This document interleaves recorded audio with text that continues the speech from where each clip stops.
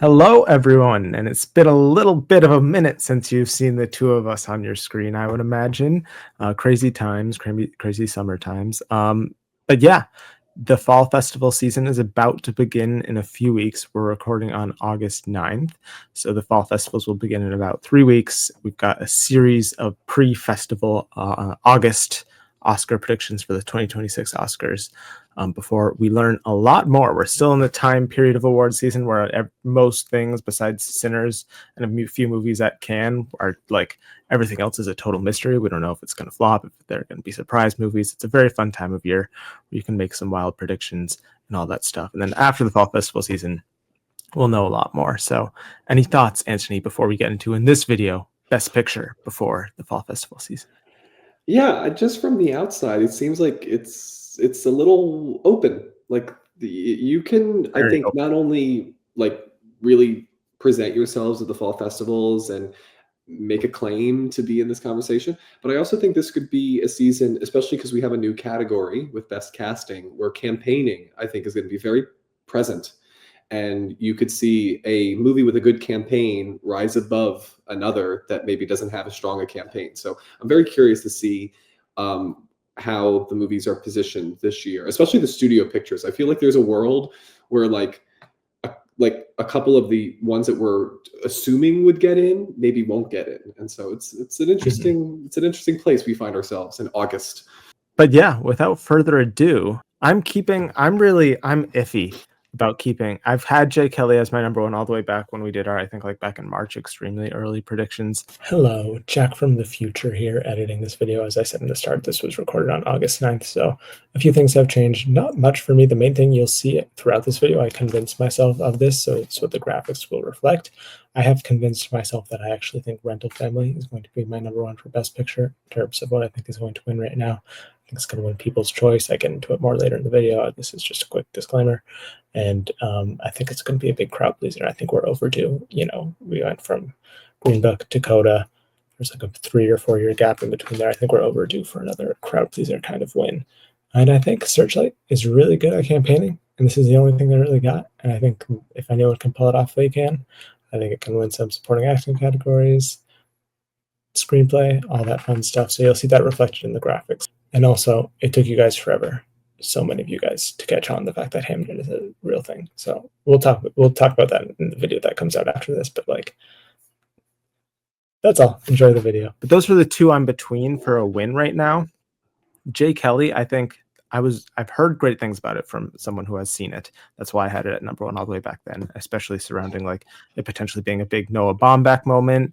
Adam Sandler's great in it and all that stuff. My main worry is the Netflix thing. I still have concerns if Netflix is able to win Best Picture. And also that teaser trailer didn't wow me in a way I thought it might have, but it was just a teaser trailer. Rental Family's teaser trailer did wow me, and it did live up to the expectations I've heard about it. I've talked to two people who have seen this film at test screenings a while back, and they both of them said that the end, it's a very crowd pleasing, emotional film, which you can get from the trailer, and that the ending of the film had some of the most rapturous applause that they've experienced in a theater. And all of the, especially Brendan Fraser, but Brendan Fraser and Akira Imoto are two big acting standouts.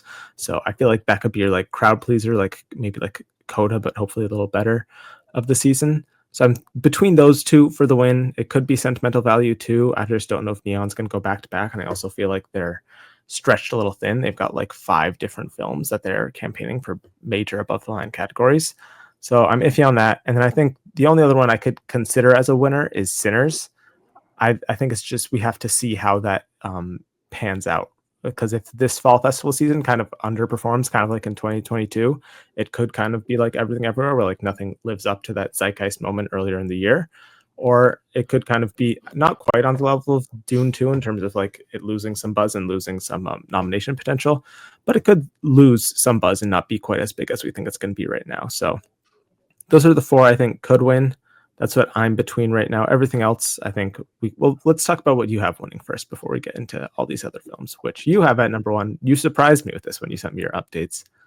After the Hunt, which I don't even have getting nominated. What's your reasoning behind Amazon winning for this? Yeah, I think looking at the list of contenders, and I think you spotlighted a lot of the ones that are going to be in contention. Jay Kelly, Sinners, Sentimental Value.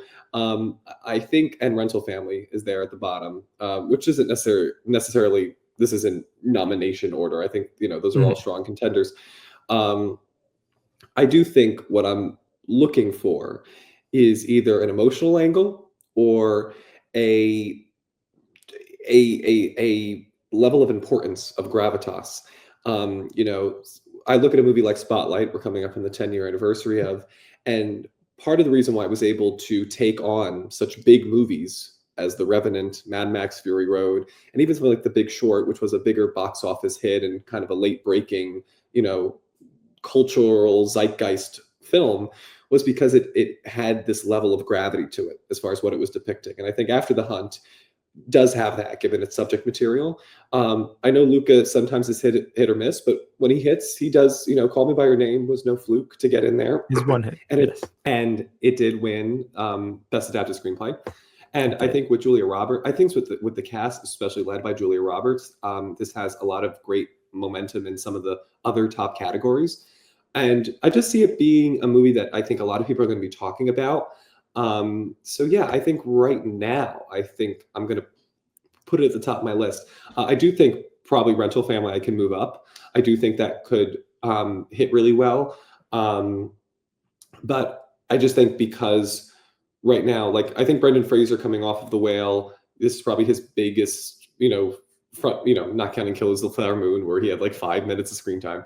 I think this Yeah. is going to be looked at as like his next big thing. But I think right now I'm going to bet more on the pedigree of everybody involved in After the Hunt rather than just Brendan Fraser bringing attention to the smaller movie. Because we've also seen those sort of movies, with a big heart sometimes fall through. I think of like Mariel Heller's great work, whether it's Can You Ever Forgive Me or A Beautiful Day in the Neighborhood. I mean, that had Tom Hanks getting his first acting nomination since what, Castaway, like almost 2 decades. And that still Yeah. wasn't enough to bring it to Best Picture. So that's why right now, where I can see the vision, I still want it to do well. But Searchlight behind Rental Family means that it'll probably be campaigned.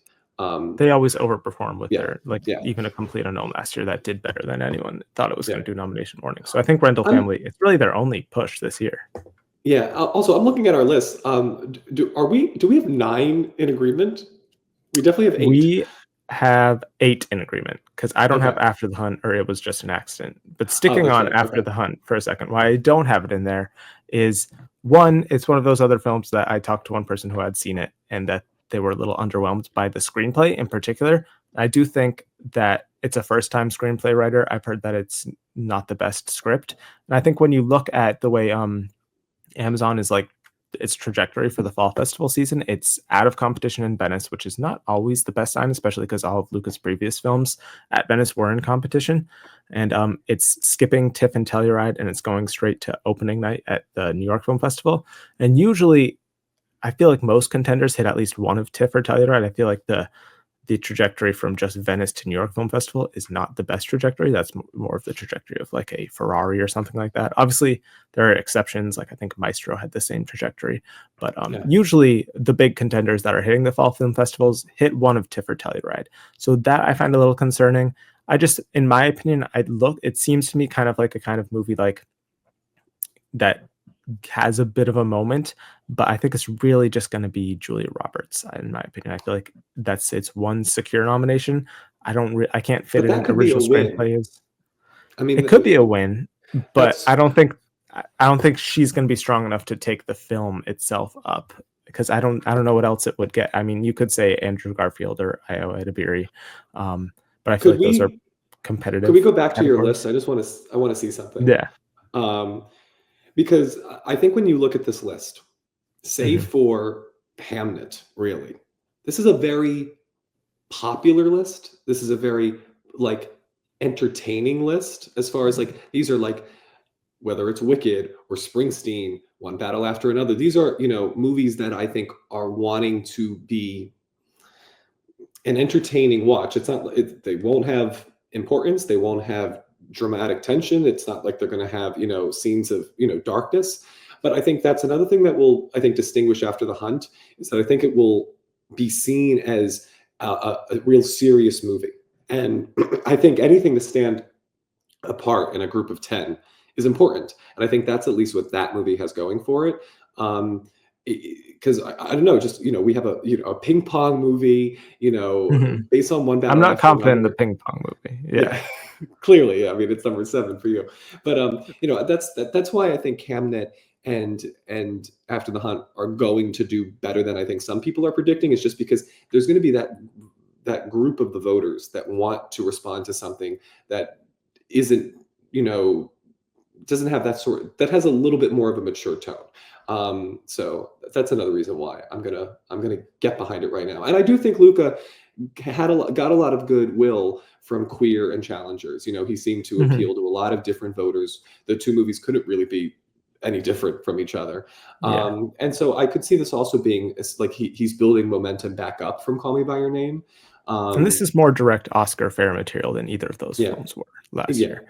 exactly. It's So also Amazon's main push, and Amazon, as we saw even last year, even if they're not the best at campaigning, but they can get their films in, even if it's just like one other mhm. nomination with Nickel Boys or Women Talking. Yeah. They're still Yeah, capable. exactly. I think they benefit from a more robust theatrical distribution. That's the problem with Jay Kelly, is it's not just a Netflix movie. It's Noah Baumbach. It's a very talky film. Does it have the Mhm. scope of a Best Picture winner? I think that's my issue with putting it number one. I do have it on my That's list. my issue as well. I think you Yeah. might see even in the graphics after this. I think I might go to Rental Family as my winner. I feel like we're maybe due for one of those crowd pleaser Best Picture winners. It seems like happens every like 3 or 4 years, where we had Like last Green Book year, and then Coda. Last year wasn't a crowd pleaser. Like, it what was I mean. funny. More of like not. I feel like that's still like a more cinematic indie style film compared to You're like a Coda are or a you Green Book. calling Rental Family vanilla? Vanilla, yeah, exactly. Honora is more like Rocky Road or something. I don't think it's quite vanilla. Um, if we're gonna give Yeah. flavors to all of these, but yeah, I think I might switch to Rental Family and have it be Mhm. that kind of winner, where I don't think it'll get like a directing nomination or anything, but it could win screenplay. Most Best Picture winners recently, I think like the last 5 years, win one acting category. I think either of the supporting players, probably Akira Imoto or Mari Yamoto, or Brendan Fraser. I think any of them could win. I've heard all of their performances are great. So Yeah. I I might I wanna switch to that. mention, yeah, frankly, if I was doing your list, I think you've made the better claim for Rental Family being at I your think, number yeah, 1. in the graphics, you'll probably see that changed. Rental Family will now be my number one. Sorry, Jay Kelly. I've had Jay Kelly since March that I'm kind of like I holding on to it. understand. I do think it can win the Golden Lion at Venice. I feel like when you look at the stuff in competition there, and Alexander Payne as like the lead jury guy, I think you look at his kind of taste in film.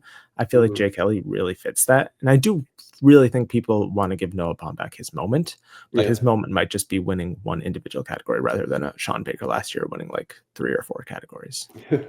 I do wanna mention Sinners, though, because, Mhm. frankly, I don't think I would put that on the Everything Everywhere scale, because the people that were beating the drum for that movie were beating it hard, and I don't think it's comparable in this situation. I also think, to me, and this is from somebody who, if you go watch our review, I was definitely more mixed on the film than I think most people Neither were. of us loved it. Yeah. Um, but I get the sense that people love Sinners.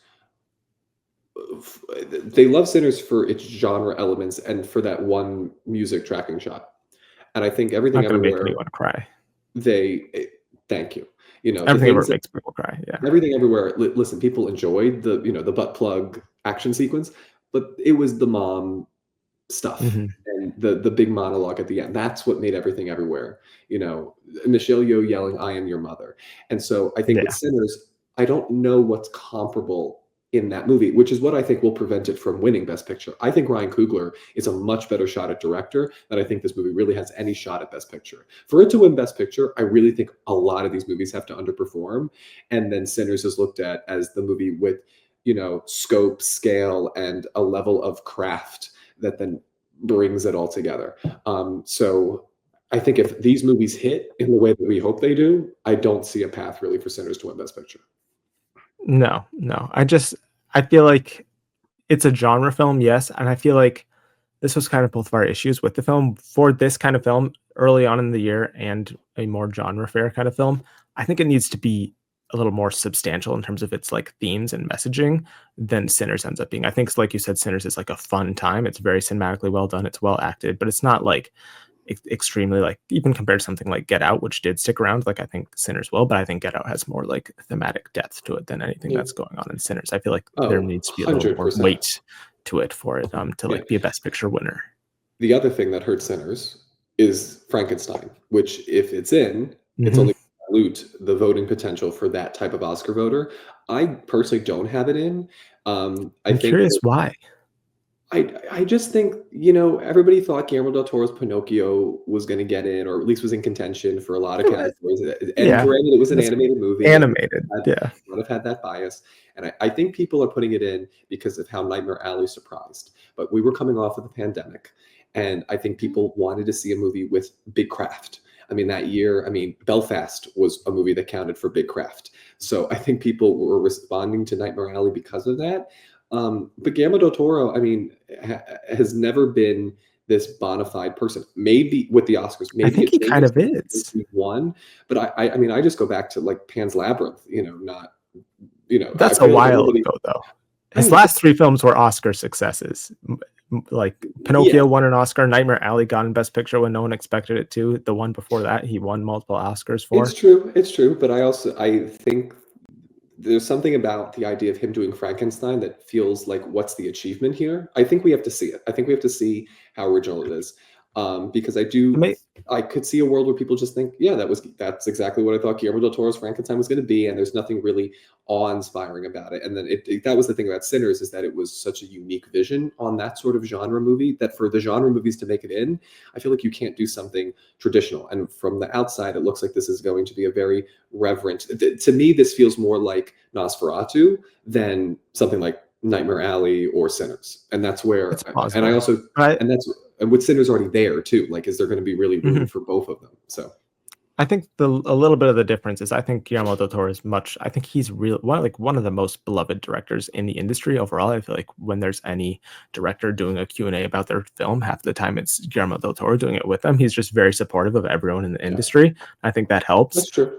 He said he's going to make it more like the original novel, where it's like less horror, maybe a little more drama. So I think that can help it even maybe get like an adapted screenplay nomination, where that's a pretty barren category.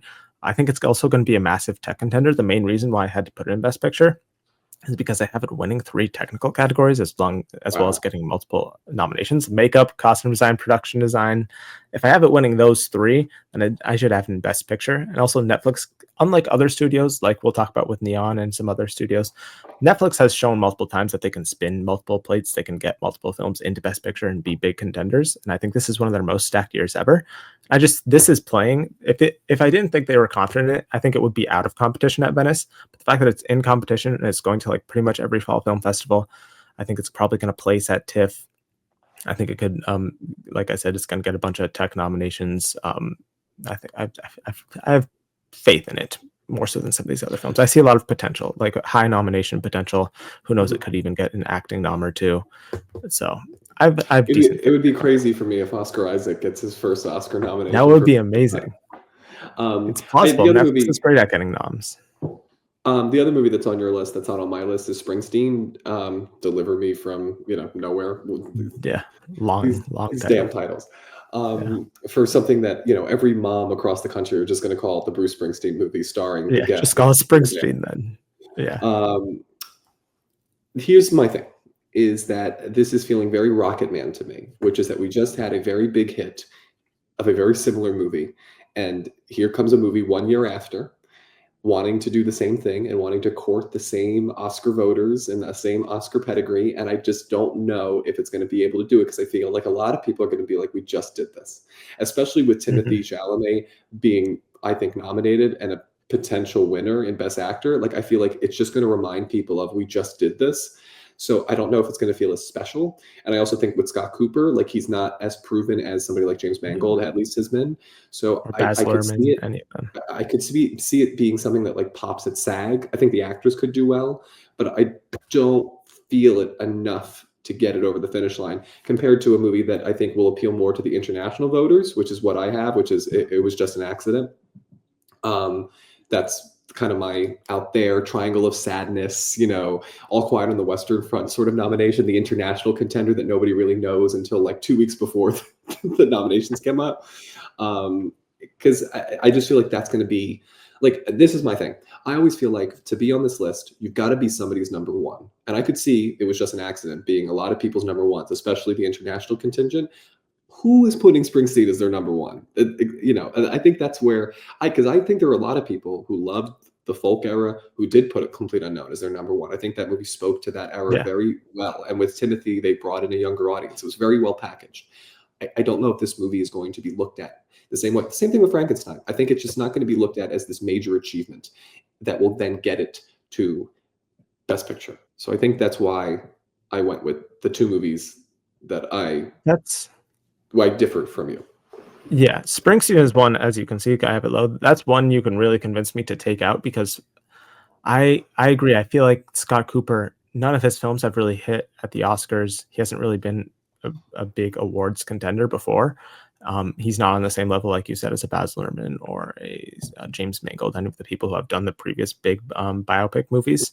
And from what I've heard, neither Jeremy Strong nor Stephen Graham have enough to get acting nominations. We'll get into it in the acting video. I've actually heard that there's one other person in supporting actress who probably has a better shot than either of them. So if it's getting acting nominations, it's probably just going to be Jeremy Allen White. It could get adapted screenplay like A Complete Unknown, but I don't know if it's going to be that strong. And then I don't know. I don't feel great about it. So I could easily drop it for something else. I just don't know what else I would put in there. So right now I'm going with like the biopic thing because more often than not, it has happened. I mean, like we can point to Rocket Man and stuff like that, but I feel like all the other ones you can point to, like the Respect movie or like the Bob Marley movie, I feel like those were already not given like the same awards like lens on them. I feel like people weren't talking about those as like potential Best Picture nominees in the way they're talking about Springsteen. And it's also 20th Century. It's who is now the guy who headed up Searchlight is now heading up all of 20th Century, and this was his first big project. So it might have more of a Searchlight mentality to it. So it might be a little more artsy than we expect. I will say, though, from what we know, this is covering a very specific time in Springsteen's life, which tend not to be the type of biopics the Oscars like to award. I'm looking at you, the Pablo Larraín trilogy. They like their expansive. Well, there's a little more going on there, though. I feel like his films in general aren't completely as biopic Academy Fair as this looks to be based off the trailer. But yeah, I'm not confident in that one at all. And I do quickly want to talk about, we talked about it a little bit, but Hamnet, I see a lot of people doubting this film, which I think is just not a smart thing to do. Because I feel like because it's not a film Twitter movie, but this is for the people who are not on film Twitter. And it has a different tone from a lot of these movies that I think people will respond to. I could see it doing very well in acting, writing, directing, maybe, you know, and then it's a period film. It could do very well in the crafts. I think people are doubting this movie at their own peril. Well, you've got it a little low too. But I think it's like a top. It is August. If it's on the list, I feel confident in it. I know. You just got it a little lower than I'd like, because I think this is a top 5 contender to get like screenplay, tech. I think it will win an acting category we'll get to later. I think it got strong tech potential overall. I think it'll get beyond just like costume design and production design. The makeup team is huge on it, and there's a lot of like sick young kid makeup going on there. I think also I've heard this is one of the other ones that I've heard a little bit of scuttlebutt about, that the young children actors in this are like multiple great performances. So I think you can look at a casting nomination there, director, all that stuff.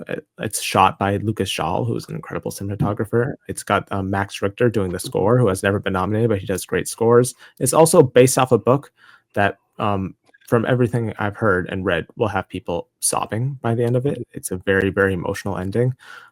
But also I see some people worried that it's like going to be too depressing and somber throughout. This is like Little Women, where there's 2 different time periods, and one of them is revolving around their son's death. But the other one is revolving around Jessie Buckley's character Agnes meeting Shakespeare and them falling in love and their whole courting situation. So it's not like it's going to be depressing the whole time. And it's just, we'll get to Begonio in our honorable mentions, but in my opinion, I think it's very much clearly the better bet of the 2 Focus Features films, and Focus always gets one film in there pretty consistently. Yeah, I don't know, and again, I like this movie, but I don't know why we've forgotten Kinds of Kindness existed, because that I don't think clearly we're going to seems be to able quite that, but it's I think it'll be fu closer to that than lots of people think. We'll it'll get be to it in closer to honorable that than mentions. Poor Things, What haven't for we talked sure. about here that we need to? I guess One Battle After Another is it's skipping the fall film festivals, which I think some people see as like a bad omen, a bad sign. I don't. PTA doesn't really do fall film festivals. This is another one that there's an odd amount of doubt surrounding that I just don't really get. It's a PTA film, even when his films underperform, like Licorice Pizza, it still gets picture, director, screenplay. It still gets Yeah, but nominations. they could underperform like Inherent Vice too. I mean, that is the fear, That's a while especially ago, though. That also didn't have Leonardo DiCaprio, whose last like 5 films have gotten Best Picture nominations. yeah, no, I think it's well positioned. I have it in there. I do worry though a little bit because of how big it is. If the box office doesn't really materialize, like I think the way that the press covered this movie is going to make or break its Oscar chances. Because if they do what they did for The Fablemans, which is they started looking at it as a box office failure and disappointment, then I don't think PTA, given the nature of the movie, like I think Spielberg's narrative about finally telling his story helped that movie rise even when the box office made it fall. I don't know if PTA and the movie, like if it will have that sort of support if the box office falls and people look at it as a failure. You just don't want to be looked at as, I suffering in just any place. when it So when it that is comes why I think we have it well positioned in the bottom half of the Yeah, list. we've both got it at 7. We both got it at 7, the exact same spot. I just think when it comes to box office for awards films, I think it can help these movies. I don't think it really hurts them, honestly, in my opinion. I I feel think it like when hurts people them are winning. It, when it, winning, yes, it, for a nomination, I feel like when people are filling out their favorite films of the year, they're not going to be like, "Oh, I loved One Battle After Another, but it lost a bunch of money, so I can't nominate it." So It's I don't it, think people really it's think not that about way. that. The people who love it will put it on. It's just the idea of you want to be in the conversation. And I think once you get a negative opinion Mhm. around your movie, then you don't feel like championing it anymore. And so it's not that they're Yeah, going to think that when they're voting. It's that they're just not going to think about the movie anymore in this context because they've said, "Oh, well, it's out of the running." People, I mean, I'm trying to think of the last time that a movie was an outright especially like box office disappointment and it won Best Picture. I'm going to do that while we continue talking. if Warner Brothers if it loses a bunch of money for Warner Brothers and Warner Brothers already has Sinners to push, they might not be like, well, we want to put a bunch of money behind the awards campaign of A Complete Unknown or behind One Battle After Another, which already lost us a bunch of money. So I think that could also, if Warner Brothers doesn't campaign it, that would definitely hurt it. But I feel like the weight of PTA and Leo is enough for it to still underperform enough to be a lower Best Picture nominee, for it to still get in, even if it doesn't get a huge Warner Brothers campaign. Mhm. So I'm keeping it in Um, there, but yeah. And then Wicked for Good. Was that the only one? I mean, Marty Supreme, we both think it could play well. Timothy's going to do well. A24, it seems like their big push. Mhm. So that one, You've I think got A20, you've got a little more faith in it than me, it seems well, like. because I'm putting movies higher that I think are going to win awards. So like After the Hunt, I think Julia Roberts, spoiler, is my front runner for Best Actress. Sentimental Value, I think supporting actor is my front runner there. Um, Wicked for Good, we'll get to in a sec. Marty Supreme, Best Actor. Sinners, Best Director. So like you can see that that's why those movies jump, because at least I feel confident in them winning other categories, which I feel like you always need in Best Picture. You're not just winning Mhm. Best Picture. We're like one battle after another. I don't know. It could go home empty-handed. Hamnet, the same thing. It could be one of those movies like American Hustle that gets a lot of nominations and then doesn't win anything. So I think that's how why it stacks the way it does. Um, Yeah. listen, I've everybody knows on this channel I love Wicked, and Well, quickly, I before we go to Wicked, I do wanna quickly say about Marty Supreme, and then Wicked will oh yeah, be our go. final one. Um, Marty Supreme is just an interesting case for me because A24, all of the films that they've had success with awards-wise have released at a fall film festival before, or a film festival in general, like even Everything Everywhere went to South by Southwest. So this is our first big potential awards player that they're kind of releasing it more in like a major studio fashion where it's not hitting the festivals, it's coming out at Christmas, it's not going to have any previous like festival run, it's a big budget as well, so it's like a box office play as well as an awards play. I just when you look at the way that they're positioning the two Safdie films between this and Smashing Machine is hitting pretty much every film festival during the fall, and part of me just wonders like is that a sign that maybe Smashing Machine is more of the awardsy film and I keep saying a complete unknown for the Timmy film. Mario Supreme is like more of a commercial play because it costs so much money. It's releasing during Christmas, and we've seen in the past few years, release like a complete unknown is a bit of the exception to releasing during Christmas without any previous festival buzz, and then potentially losing money also, which didn't happen for a complete unknown. But if that happens for Marty Supreme, releasing late in the year, no festival buzz, losing money, that's like a Babylon there. That's like a Color Purple there. That's not a great company to be in. Wicked for good. Everybody knows I love Wicked. What I still want to see is how they adapt the second act, which has always been the more polarizing part of this show. But I do think with more time and more Wizard of Oz references, it could actually improve the second act, especially with those two new songs. It could give it a little bit more form and space to breathe. And I do think that people are going to be moved by seeing them sing that titular song. And I think that will be what drives this movie back into the conversation. Again, we've talked about this. There's no real comp for this movie. We've never seen a movie like this kind of compete. So it's kind of hard to see how it will do, if people will look at it. I'm tending to think they're going to look at this the way that I think a lot of voters at the Emmys look at returning favorites. That's kind of my headspace, that this is like the Game of Thrones, or, this year we have, what's returning this year, actually, because now that The Pit is this runaway hit in best drama Severance, Hacks, something like that. Yeah, it Hacks, something like, it's like, it's been here before, it's just as good. We loved it the first time, we love it now.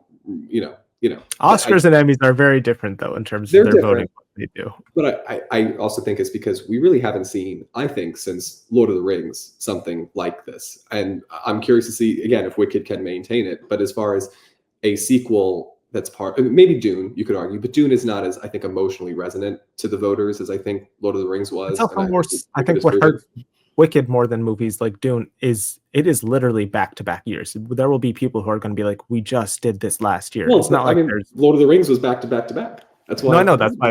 That's why I think Dune is maybe like not. I think Lord of the Rings is probably, if it's the closest comparison, I don't think it's going to be anywhere near as successful as those two. Clearly, it's no. I don't. Number 10. I don't. I see a very slim chance that it could win on a preferential ballot, but I really don't think that's going to happen. I don't think so, because I just, again, it's about what do they feel like this is an achievement of. I think they're going to think this is a very satisfying movie. Again, if it's well adapted, there's still a chance where this is a little bit more mixed and then it drops down. But let's just say it's on par with the first film. Then again, I could see a world where it does come back for round two and it maybe picks up some wins in some categories, maybe different ones. Original song is definitely going to be in play this time. So yeah, I just think, especially because we both don't have Avatar, which I know a lot of people do. I think we're going to need a big movie, because Sinners, it became a big movie, but it's not a big movie in construction. I think we need like a big Hollywood movie. It's a big movie box office wise for its budget, but it's not like big like Wicked or Avatar. Like Sinners is the Top Gun Maverick to like Wicked is Avatar: The Way of Water. Like there's a breakdown of scale. But yeah, I don't see Avatar, and I think the reason we both, if you want to go to honorable mentions, if you have that slide. Well, do you want to talk about the one movie here we haven't talked about? It was just an accident. You do still have that in your text. As I mentioned before, I think that this is going to be where the international voters come in. I think that it's the type of movie that I think appeals to a different voting group, and because I think it'll play well. It already has played well at some festivals. I think hopefully it'll grow its image. And I just think, especially after last year with The Seed of the Sacred Fig, I think if the story gets out there, especially now that it's becoming part of this movement of Iranian cinema, I think if that narrative takes hold, I could definitely see people responding to it.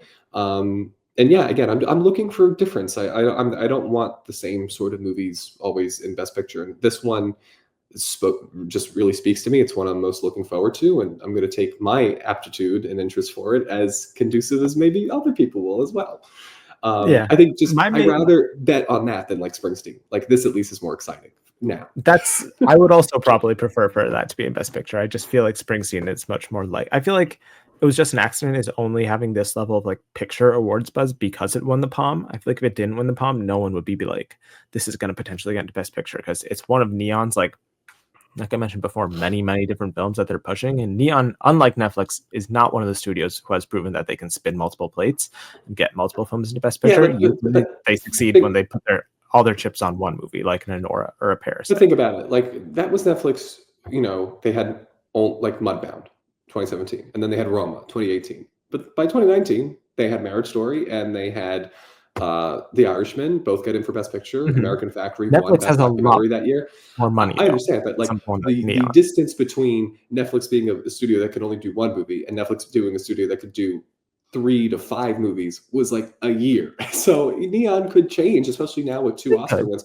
I'm sure. I'm going to make a claim that is unsubstantiated, but I'm sure that company definitely rose in some form after Nora's win. I'm sure that they got to a bigger boy table. And so I could see them balancing, especially because I think it helps when the movies are so different.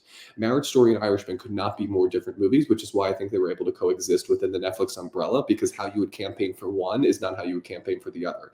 You were pushing Marriage Story more for the actors and writers, and you were pushing Irishman more for picture director.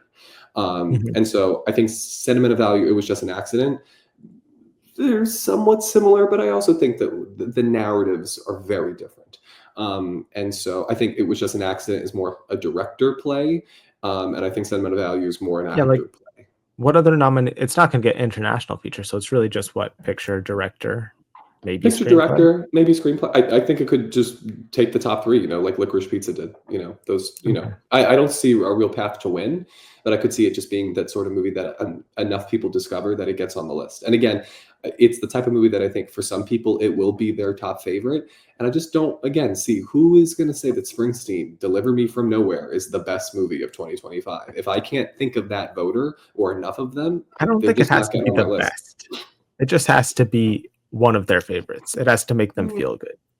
I don't think it necessarily has to be the best. I don't know. I think if you look at the list, especially since we've expanded back to 10, you'd be hard pressed to find a movie that I don't think was somebody's like ride or die. Like it had some level of passion. It's very lukewarm on Springsteen right now. This is just the vibe I get. Yeah, that's fair. Like I said, I'm not completely confident in it. I just think It Was Just an Accident is going to be a film that is completely buried, kind of like Seat of the Sacred Fig, by the time the new Fall Film Festival films come around. Could be. All of that buzz. But we'll see. I think that is all of our top 10s. Honorable mentions, like we quickly talked about, Avatar is one that I'm considering replacing Wicked with as my other blockbuster, just because, I mean, the trailer came out, looks amazing as expected. I don't want to let my bias of being a huge Avatar fan and not a huge Wicked fan influence me here. So that's why I'm not going to be come for at the comments. Or in the comments, but gonna come for you no matter what. They always come for me, every comment section, anything I say about Wicked, no matter what. Even last year when I said Ariana Grande is always held out, it's going to sweep the entire time. Every precursor, people are like, no, Ariana Grande is going to win the next one. They're quite quiet by the end of the year. So we'll see. They've still got this year. But Avatar is it's going to make a ton of money right in the heat of like awards nomination moment. The previous 2 got in there. I just worry like the last one got like the bare minimum nominations of like picture, production, visual effects, and sound. I don't think this one will like upgrade and get more nominations. So it could get like the same package, but I feel like the gap between 1 and 2 really helped 2. There's less of a gap here. So I don't know. I'm iffy on it, but I'm iffy on Wicked as well. So we'll see. Is there anything you have to say about Avatar? You took the words out of my mouth. I think the distance helped it. I think now it's become part of the Disney machine. I don't see what the creative reason is for getting it in there. And I don't necessarily like, who are the ride or die Oscar voters who are like, Avatar, and so I think there are some, clearly. It makes $2.5 billion. So there's got to be some of those people. I think there is something about what James Cameron had done, and I'm not saying that he sacrificed anything by continuing this story. Frankly, it's one I'm also looking forward to. But it kind of reminds me of like Deadpool and Wolverine, where like the Deadpool started as this like middle finger to like the way that the superhero movie was being made, and by the end of that trilogy, they had just become what they were satirizing in the first film. And like Avatar: Fire and Ash is now becoming kind of what the first film was so novel. Like the first film was novel for like this detailed original world, and now it's just another sequel. Again, a very fine sequel. It I'm a looks great. little offended the comparison between Avatar and the atrocity that was Deadpool and Wolverine. I'm not comparing their quality. I think Avatar and Fire and Ash will be a much better movie, but I do think you can at least acknowledge that for a movie that was, lauded as this The novelty's original wearing off. creation, then exactly the novelty's wearing off. Oh, especially now because people are like, oh, it's the Way of Fire. I mean, they might as well to call it that. I mean, it's going to be the same movie except now we have fire, and so Fire. I think it's not again. It's back to my thing. It's going to be my now running thing. I'm going to say every episode. What's the achievement? It seems like this. I mean, to me, this feels like Way of Water Part 2.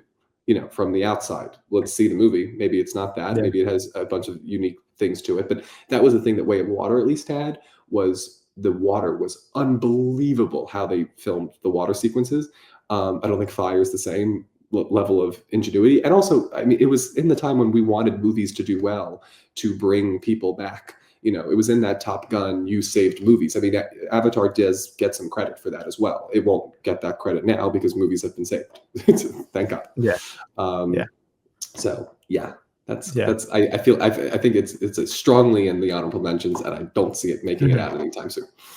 Yeah, never doubt James Cameron though. He always surprises us. Die My Love is one that I had in there. I think last time we did this a while ago. I just don't know what movie is doing with it. They spent a lot of money, like one of the more money than there goes my necklace. More money than anyone ever spent on like any pre-fall film festival film of last year with $24 million.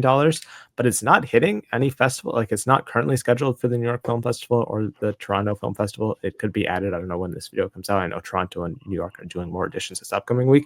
It probably will be added to at least one of those. But I don't know. I also heard apparently I was listening to the IndieWire podcast. Apparently the film had to be edited. Well, according to them, the film was like a very rush edit to get it to play at Cannes, and that they've gotten back into the editing room and they're making some changes after Cannes. So who knows, maybe it will play a little better. Because I know it seemed like most people liked it, but it seems like it was also a little divisive.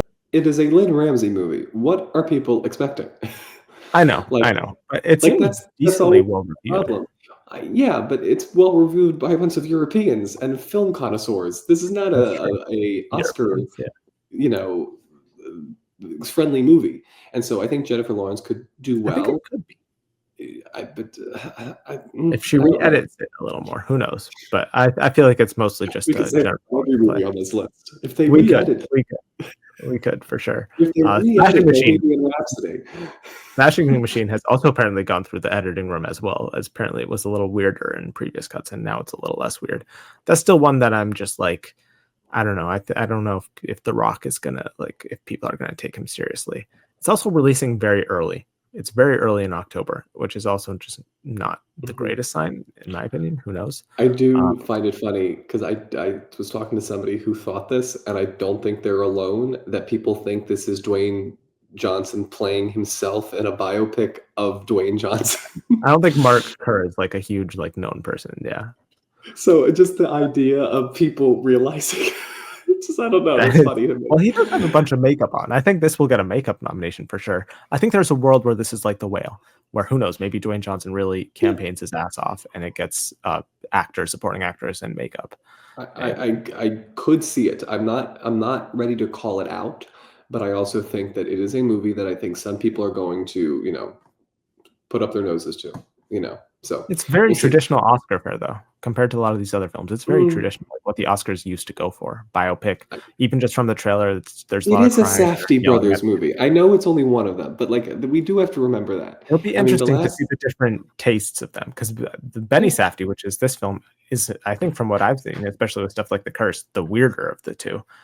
So who knows? Yet he's also the more popular because of his acting. He wasn't a Best Picture contender. So it's interesting. I am curious to see if that rivalry will help or hurt them. In coverage of the movie studio as well. Yeah, it's crazy. They're both A24. Jesus, I would not want to be in that PR firm.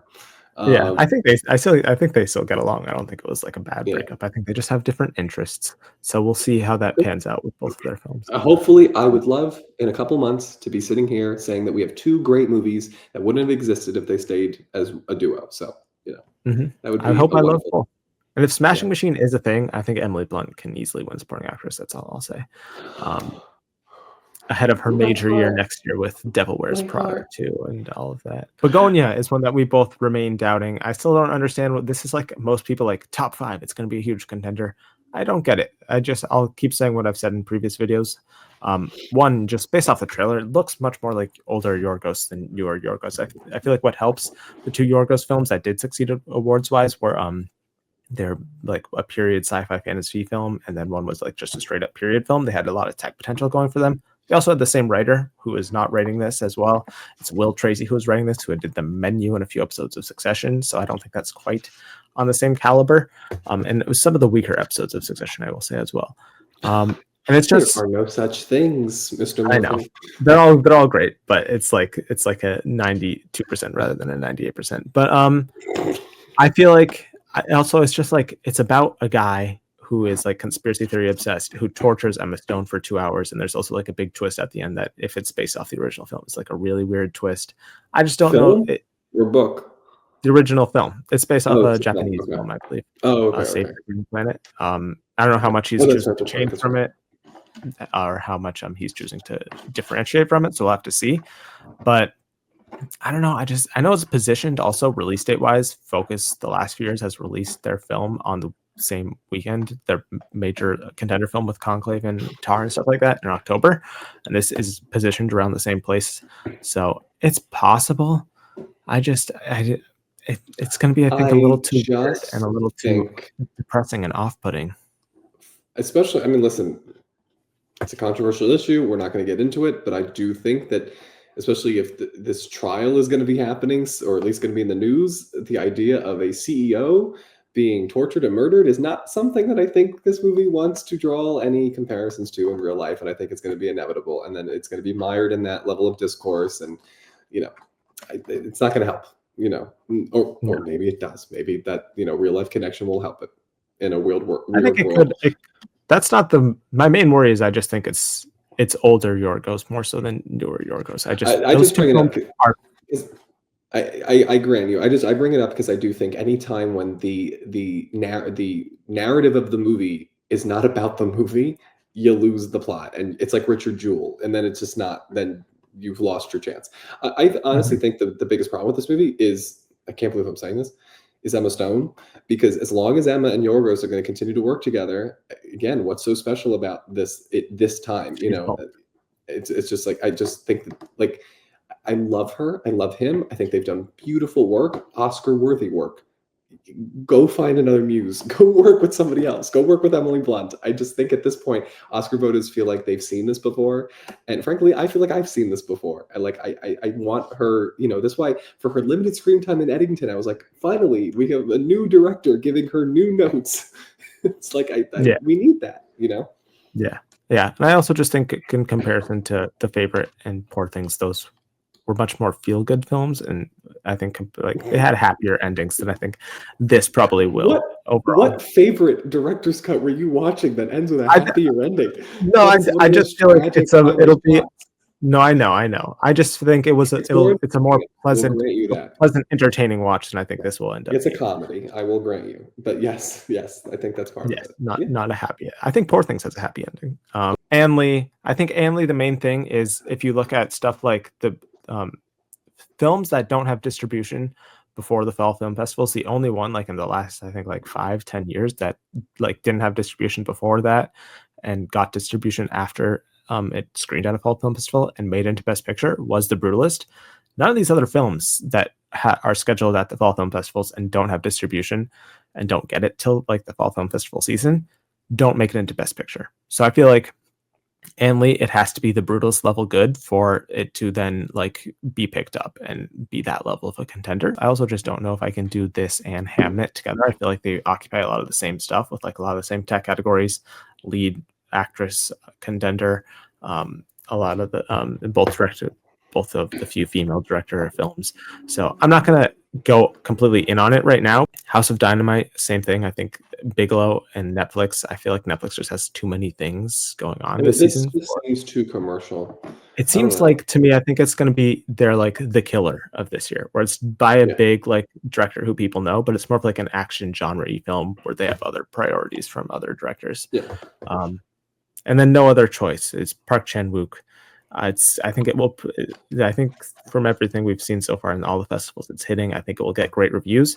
It's just he hasn't really proven to be like a big Oscar kind of guy before. I mean, even Decision to Leave didn't even get the international nomination. So we'll have to see. I think it would probably have to win the Golden Lion. It's also Neon, and Neon has just so many different films. Is there anything else? Ballad of a Small Player. Once again, Netflix. I just don't think that The that's going to be. Wizard of the Kremlin. You What haven't is heard of that? this? No. That is the Jude Law, Paul Dano film about Putin. And it's called The Wizard of the Kremlin? It That is. sounds like a Magic Treehouse book. It is fictional in a way, so maybe it is for all we know. But yeah, Please that's tell me playing you at know what Venice. Magic Treehouse is. I'm Yeah, not of that course. old. Okay, good. Yeah, Okay. no, I read those books. Yeah. Right, good. Yeah, that could potentially be a thing. We'll have to see that. I think that's best case scenario, probably more like an apprentice than like a big picture player where it gets some acting nominations. But we'll have to see. It could get amazing reviews out of Venice. It's by Oliver Assayas as the director, who has done some great films before. So we'll have to see. F1, I think, is really just a tech contender. Hedda is a total mystery, but I feel like it's getting a pretty close like to theatrical to then straight to Amazon Prime release, which doesn't show a ton of faith. Is This Thing On is really Searchlight's only other major contender. But the fact that it's opening New York and just the whole premise around it just doesn't scream picture contender to me. I think Bradley Cooper scaled it down to more of like a comedy this time around. So I don't think it'll be an awards kind of thing. Yeah. And then The Secret Agent, I just think Neon has too many other awards priorities. You have An Enemy, Daniel Day-Lewis's return from retirement at number 19 here. I just feel the fact that that's not hitting, that seemed like perfectly ripe to hit like TIFF, Telluride, a bunch of fall film festivals. And it's currently not. And it's scheduled for, I think, the first weekend of October, which makes me think it probably won't hit any festivals. So I don't know. It's from his son, I think, Ronan Lewis. I think he's kind of just doing it as a favor more so than like this script. I think he worked on the script, but I don't think it's like a script that really drew him out of retirement because it was so good. I think it's more of a favor. But we'll have to see. Daniel Day-Lewis is such a level of an actor. It could be the love of his family. You're acting as if like he's washing his son's car. Well, yeah, maybe. Yeah, that's true. It's Do you think you out could of ever love. convince Daniel Day-Lewis to do anything that Daniel Day-Lewis doesn't want to do? His son, I probably did, right, for doing this. But yeah, it's. I don't know. I mean, that's it. You're gonna wake me up. So that's all of this. Anything that I've not mentioned here, I think we've covered a lot. Yeah, right? I don't see. Next video. I know people are banging the F1, drum. It just no. It just it was a very entertaining movie. Editing, maybe. Yeah, it's not getting into Best Picture. It just isn't. No. That's just not a thing that will happen. So I think that is it. If we have missed something, guys, let us know. But I think we covered a lot. Comment your guys' predictions for pre-Fall Film Festival season for Best Picture. Great time to take some big swings. So what big swings are you taking? I wanted to take more big swings, but I didn't believe in any of these other films really. So I didn't. So yeah, comment your guys' predictions down below. Like the video, subscribe to stay tuned as we get into the heat of award season. And yeah, we'll see you all in the next one. Bye, everyone.